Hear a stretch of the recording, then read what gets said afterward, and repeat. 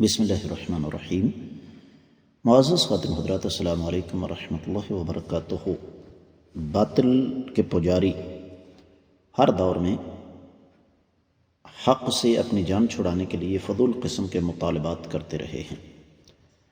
آج کے ہمارے قرآن مجید کے سبق کا موضوع بھی یہی ہے کہ اہل باطل کا قرآن کے حوالے سے ایک فضول مطالبہ۔ معمول کے مطابق سب سے پہلے آیت مبارکہ کی تلاوت کرتے ہیں۔ اعوذ باللہ السمیع العلیم من الشیطان الرجیم۔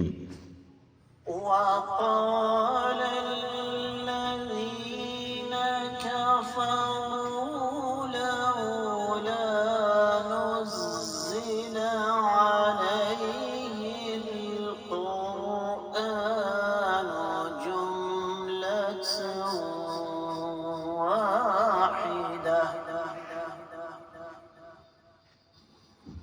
كذلك لنثبت به فؤادك ورتلناه ترتيلا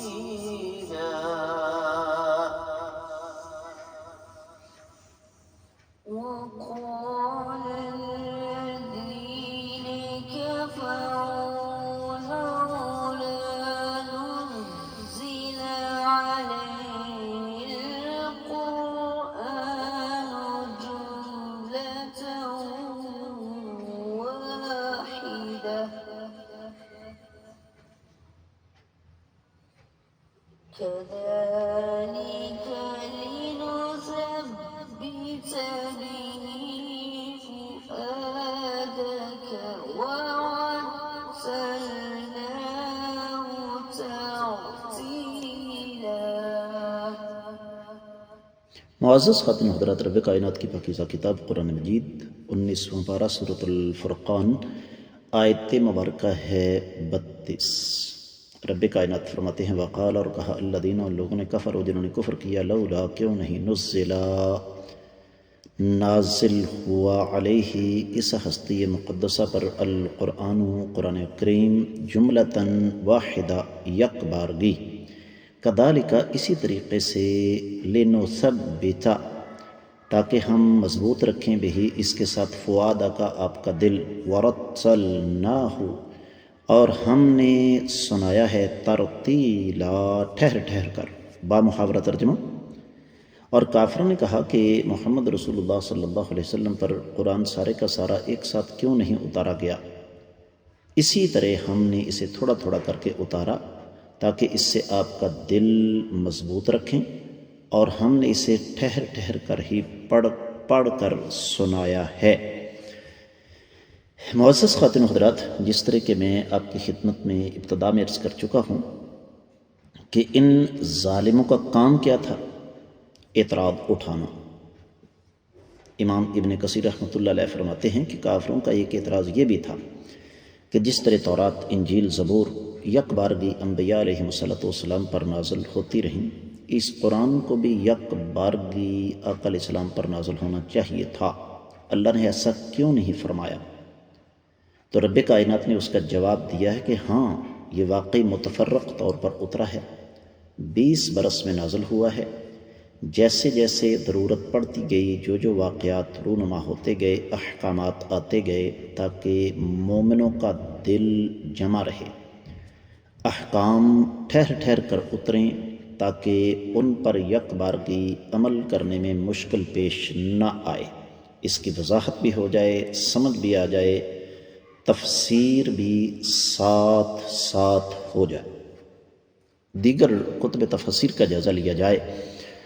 تو اہل علم نے اس آیت مبارکہ کے حوالے سے ارشاد فرمایا ہے کہ یہ اعتراض دراصل نبی رحمت صلی اللہ علیہ وسلم پر مکہ والوں نے اٹھایا تھا، جس طرح کہ امام واحدی نے الوجیز میں لکھا، امام ابن جریر بھی اس کی وضاحت کرتے ہیں۔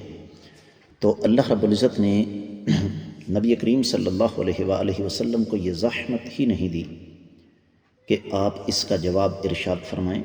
فرمایا کذالک لنثبت بہ فؤادک، ہم نے آپ پر یہ قرآن تھوڑا تھوڑا کر کے نازل کیا تاکہ آپ کا دل ہم مضبوط رکھیں، آپ اس کو اچھی طرح سمجھ لیں، اس کو یاد کر لیں، اور آپ کا اطمینان، یقین اور ثابت قدمی مزید مضبوط ہو جائے۔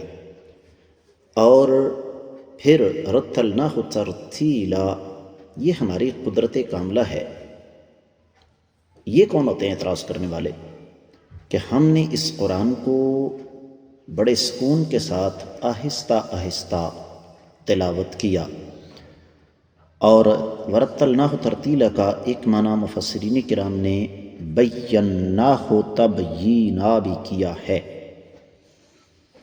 اور مفسرین کرام کی ایک بہت بڑی جماعت جن میں مقاتل بن سلیمان، ابن جریر، امام زجاج، امام زمخشری، ابن عطیہ، ابن الجوزی، امام رازی، امام قرطبی، امام بیضاوی، جلال الدین المحلی، اور ماضی قریب کی ایک قدیم ہستی امام سعدی شامل ہیں۔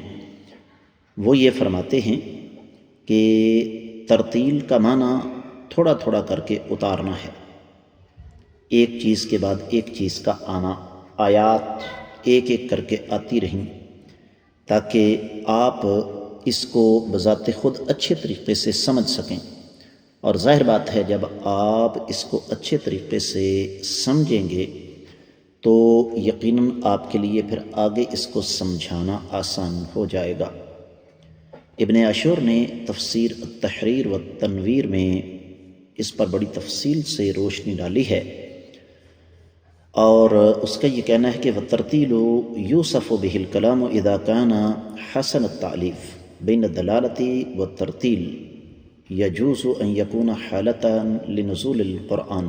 مفہوم اس کا یہ ہے کہ ترتیل ایک ایسا وصف ہے کسی کلام کا جب بہترین انداز سے اسے تعلیف کیا جائے، تو یہ رب کائنات نے اپنی رحمت کی، اپنا فضل کیا، اپنا کرم کیا کہ قرآن مجید کو تمام حروف حرکات کے ساتھ آہستہ آہستہ نازل فرمایا، اور یہ اللہ تعالیٰ کی طرف سے ایک بہت بڑی رحمت تھی کہ رب کائنات نے اسے یک بارگی نازل فرما کر امت پر، نبی علیہ الصلوۃ والسلام پر، صحابہ کرام پر بوجھ نہیں ڈالا، اس لیے کہ یہ کوئی چھوٹی موٹی چیز تو ہے نہیں، یہ کلام الہی ہے۔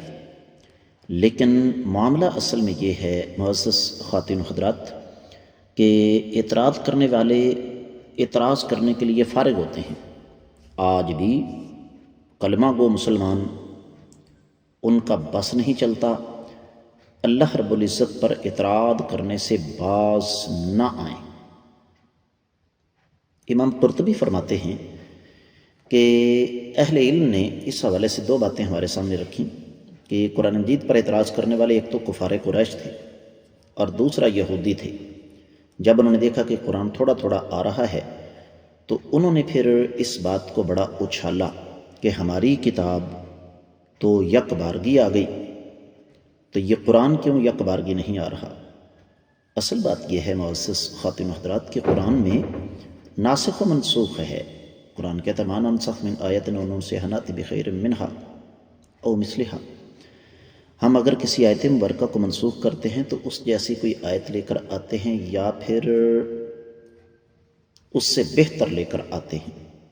تو یہ اصل بات جو ان کے سمجھ میں نہیں آئی وہ کچھ اور ہے، اور وہ یہ کہ سابقہ کتابوں میں اور اس قرآن میں زمین آسمان کا فرق ہے۔ سابقہ کتب مخصوص وقت کے لیے آئی تھیں، قرآن قیامت تک کے لیے ہے۔ سابقہ کتابیں صرف اس دور کے مسائل کو حل کرتی تھیں، قرآن مجید نے قیامت تک کے آنے والے تمام قسم کے مسائل کو حل کرنا ہے۔ یہی وجہ ہے کہ امام ابن الانباری نے اس آیت مبارکہ کی تفسیر میں کافی تفصیل بیان فرمائی ہے، اور وہ فرماتے ہیں کہ یہ قرآن کم از کم 20 سال میں نازل ہوا، اور اسی وجہ سے نازل ہوا کہ اس کو سمجھنا، واضح کرنا آسان ہو جائے۔ اس کے ساتھ ہی آج کا سبق مکمل ہوتا ہے. اجازت چاہوں گا. السلام علیکم ورحمۃ اللہ وبرکاتہ.